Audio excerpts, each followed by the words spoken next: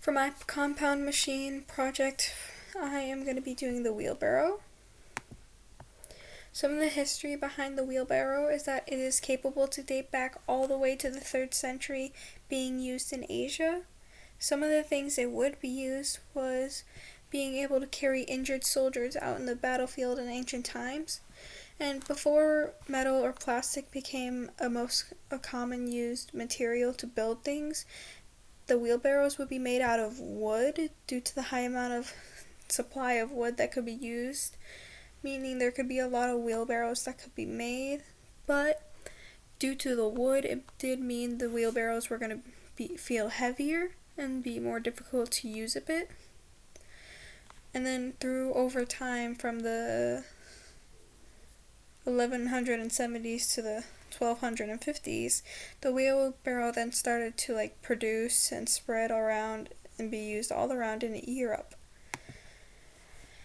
Some of the simple machines that are most commonly found on wheelbarrows are a wheel and axle, a lever, and an inclined plane.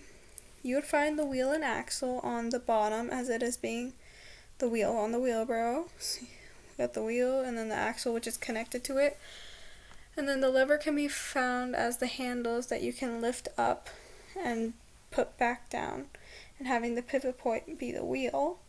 Then the inclined plane can be found in the tray as along the wides of the borders that are angled inward, and the bottom, which is angled as well. As you can see along the sides, they are going in, and then the bottom, it typically slopes down.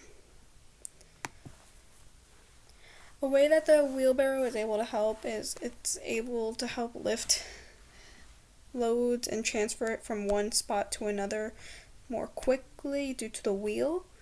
It also helps lift heavier amounts of loads that typically couldn't be carried, and a larger amount of loads. So then it takes up less time to transfer it from one place to another. Some of the energy conversion that is used in it is when it is sitting, it is building up in potential energy. But when it lifts and begins to move it, the potential energy is converted to kinetic energy. The energy that can also be used is chemical energy due to the person pushing the wheelbarrow from the food they ate, thus getting the chemicals from the food to be transferred into energy that they can push into the work. And the outcome, the person's chemical energy begins to decrease due to the work use in the kinetic energy, and the wheel that starts to increase.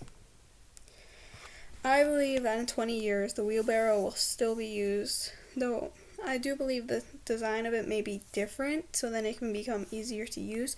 It'll still be used for similar ways, lifting loads and stuff, but I believe it would still be used for most common things like transferring dirt for a garden or just moving wood.